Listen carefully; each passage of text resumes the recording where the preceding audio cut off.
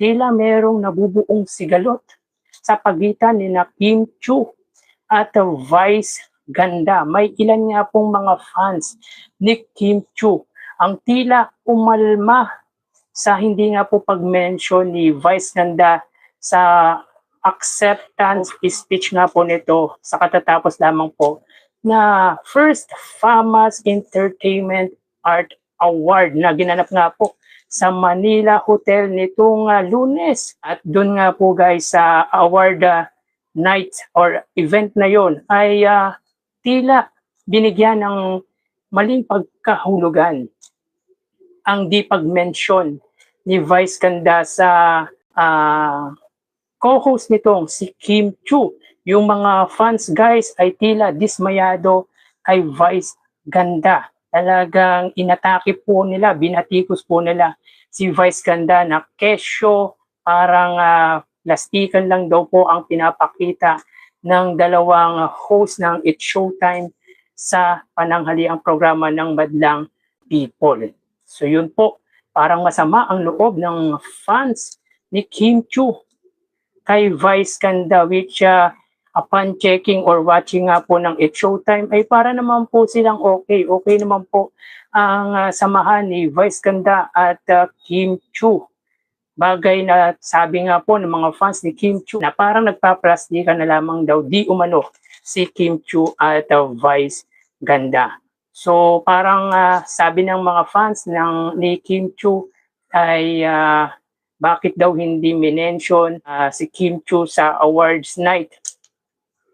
At lahat nga daw po ng host ng It's Showtime ay binanggit ni Vice Ganda, tanging si Kim Chiu lamang po ang hindi binanggit ng Unforgettable Star Vice Ganda. So basahin natin guys itong write-ups ng Showbiz Chikadora. So paki-follow po si Showbiz Chikadora guys dahil isa po yan sa pinagkukuhanan po natin ng information regarding sa 8 Bulaga or kahit po sa It's Showtime. So basahin natin guys yung write-ups na ito ni Showbiz Chikadora with regard nga po kina Vice Ganda at Kim Chiu. Vice Ganda nakatanggap ng FAMAS Broadcast Award ngunit naging usap-usapan ang hindi pagbanggit kay Kim Chiu. Mainit na pinag-uusapan ngayon sa social media ang acceptance speech ni Vice Ganda matapos tanggapin ang parangal para sa It's Showtime bilang Best Variety Show at Best Host Entertainment sa kauna-unahang FAMAS Broadcast Award. Sa kanyang talumpati, isa-isang pinasalamatan ni Vice ang mga host ng programa.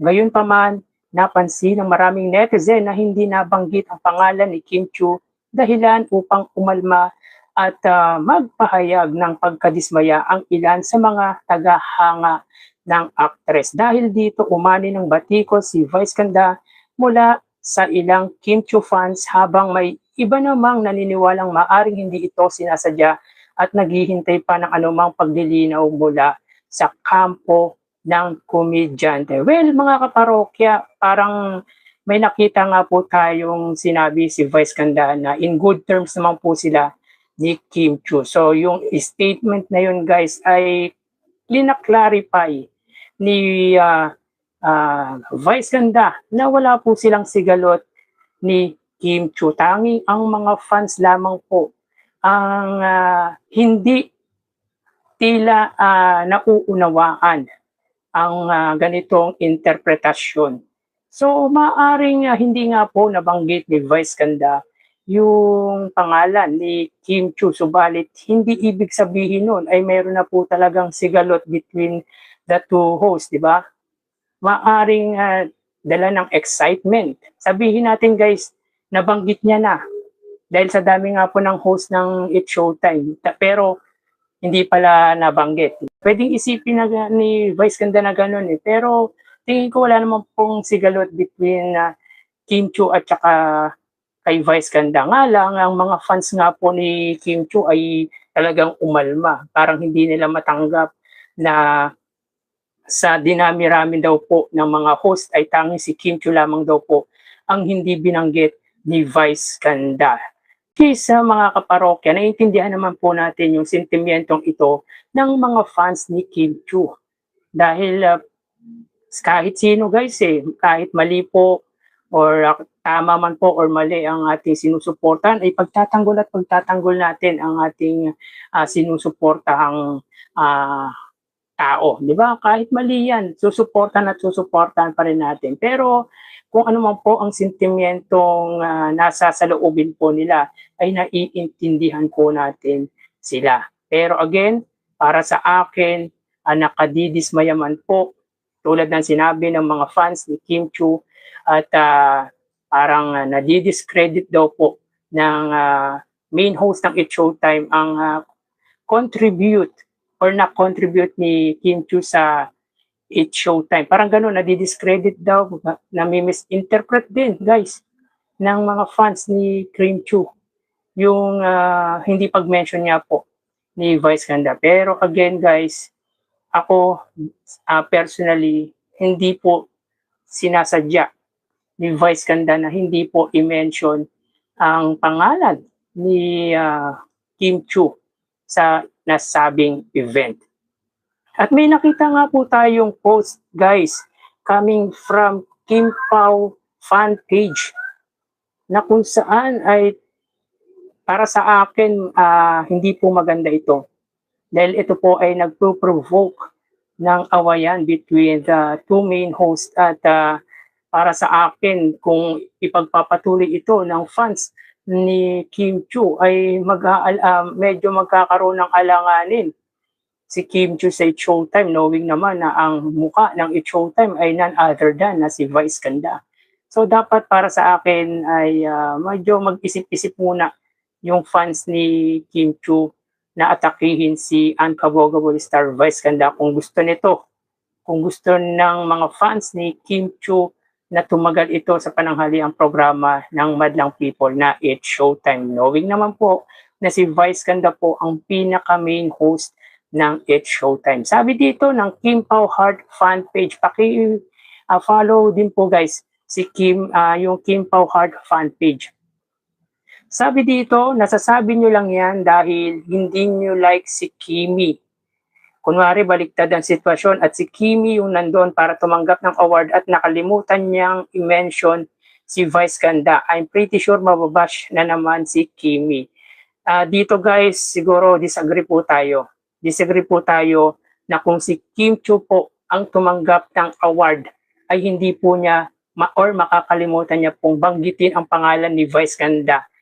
Disagree po tayo dyan guys dahil pag sinabing It's Showtime, Vice Ganda kaagad ang una mong maiisip. Kaya yung sinasabi nito na mababash si Kim kapag hindi na-mention si Vice Ganda, mababash talaga. Mababash talaga dahil ang mukha ng It's Showtime is si Vice Ganda tapos hindi mo ma-mention. Isang malaking kalokohan yung guys kung kakalimutan mo si Vice Ganda. Dahil para sa aking pananaw, without Vice Ganda, wala po ang It's Showtime. Kahit hindi po si Vice Ganda ang isa sa talagang nagbuo ng nasabing noontime program. Kasi kung pag-uusapan ngayon guys, ang It's Showtime, ang una nating iisipin ay si Vice Ganda eh. Kaya napaka-imposible na kung si Kim Chiu po ang mag-accept or tatanggap ng award, ay hindi niya po mababanggit si Vice Ganda. Diba, napaka-imposible ng sinabi ni Kim Pao Heart fan page. At tulad ng sinabi nito, mababash siya. Mababash si Kim Chiu kapag hindi nabanggit. Ay, definitely, talagang mababash po si Kim Chiu. Baka kung ano-ano pa pong hindi magagandang salita ang matatanggap ni Kim Chiu sa fans ni Vice Ganda. Kaya para sa akin guys, medyo mag-isip-isip muna yung mga fans ni Kim Chiu sa mga sasabihin nila against kay Vice Ganda. Though, wala naman ito kay Vice Ganda.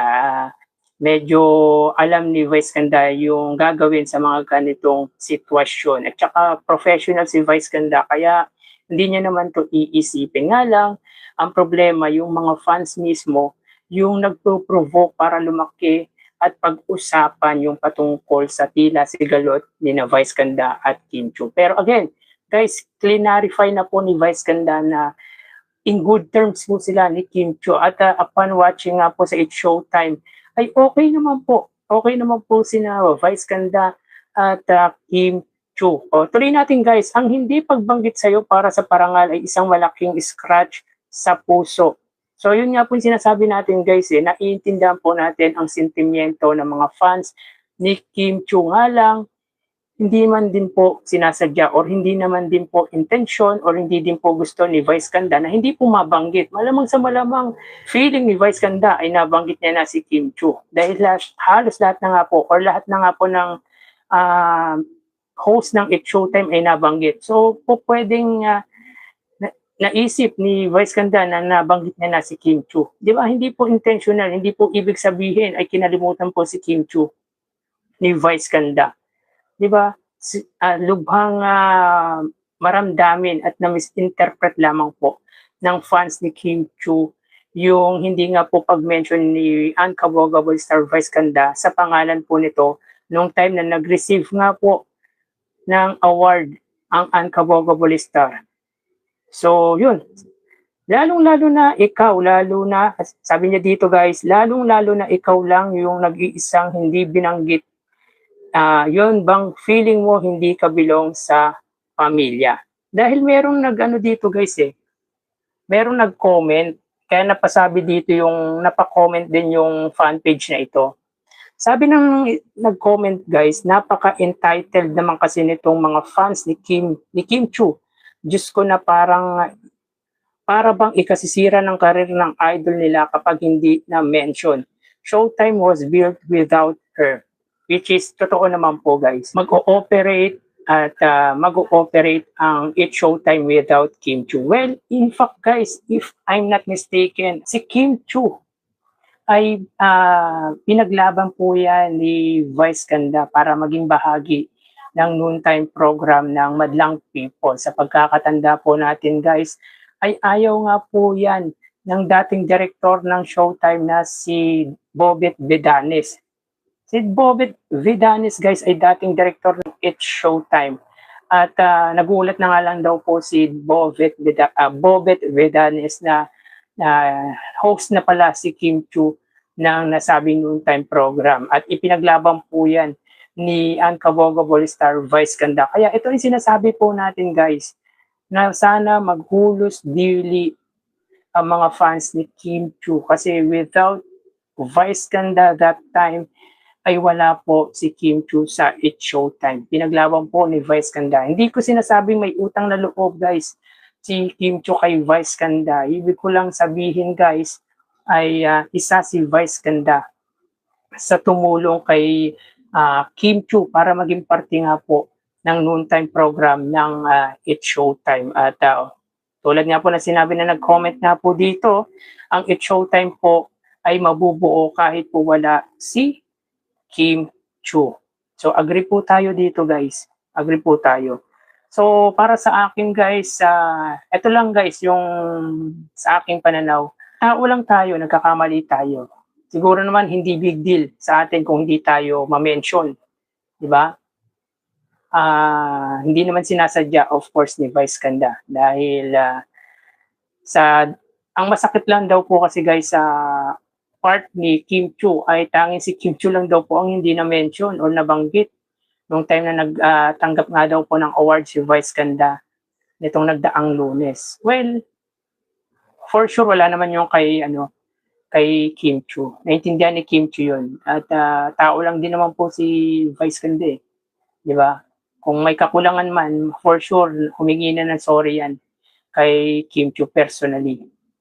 But yun lang guys, yung mga fans ni Kim Chiu ay tila na misinterpret at hindi po nila maunawaan yung sitwasyon at kung ano-ano nga po ang pinagsasabi kay Vice Ganda na kesyo, plastic, na nagpapanggap lang daw na okay siya kay Kim Chiu, parang gano'n. Talagang umalma po yung mga fans ni Kim Chiu at talagang binatikos nga po si Vice Ganda.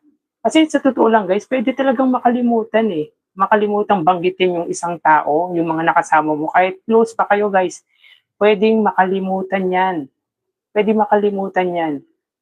Di ba? Lalo na pag excited ka, di ba nakakalimutan natin yung mga bagay-bagay kapag kabado tayo, kapag excited tayo. Yan yung mga sitwasyon kung bakit nakakalimutan natin banggitin yung mga kasama natin sa trabaho. Like example nga yung kay Vice Ganda. But sa aking paniniwala ay hindi po sinasadya ni Vice Ganda na hindi mabanggit si Kim Chiu. For sure guys, kasi si Kim Chiu, si Vice Ganda na nga yung nakipaglaban dyan para maging host ng It's Showtime si Kim Chiu, di ba? Nakalimutan niya lang as in. For sure yan, naniniwala ako dyan. Sa atin, mga fans ng Eat Bulaga guys, kahit ano pang hindi magandang sabihin against sa ating pinakamamahal na Eat Bulaga, pinakamamahal na fans ni na Riza May Dizon at Bimbi ay lagi muna tayong mag-isip kung ano yung tama at makakabuti. Huwag tayong magsabi ng mga profane language, yung mga unethical words na makakasama sa ating sinusuportahang tambalan or noontime show. Kasi kapag nagsalita tayo ng hindi maganda sa mga bumabatikos sa ating sinusuportahan, ay parang nagre-reflect guys na hindi maayos yung parang nagre-reflect guys na yung Eat Bulaga ay hindi maayos. Parang ganun guys, sa aking opinion lamang po. Kaya tayo, pag mag-comment tayo, kung hindi man po maganda yung sinabi sa sinusuportahan natin, mag-isip po tayo, mag-comment po tayo ng maayos, maganda, nang hindi nakakasakit. Di ba? Unlike guys sa batikos na inabot ni Vice Ganda sa mga fans ni Kim Chiu. Di ba? Bagay na para sa akin ay naiintindihan din naman natin sentimento nila. Pero guys, di din naman natin masisisi ang mga fans ni Kim Chiu. Nga lang guys, ay sana mag-isip-isip sila. Huwag na nilang palakihin yung hindi nila pagkakaunawaan sapagkat ang malalagay sa alangan dito ay walang iba kundi si Kim Chiu. Kahit sabihin natin na maiilang at maiilang si Kim Chiu kay Vice Ganda. Sabihin natin, professional naman yung dalawa. Professional si Kim Chiu.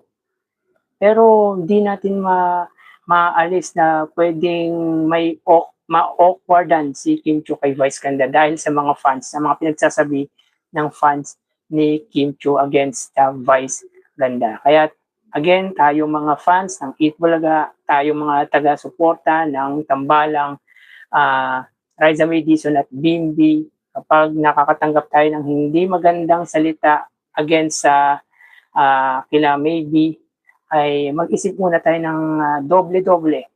Sabihin natin yung maayos. Mag-comment tayo, sumagot tayo ng maayos. Di ba? Kasi para at least, pinapakita na very organized yung mga fans, yung supporters ng Eat Bulaga at nina Maybe, nina Riza May Dizon at Bimbi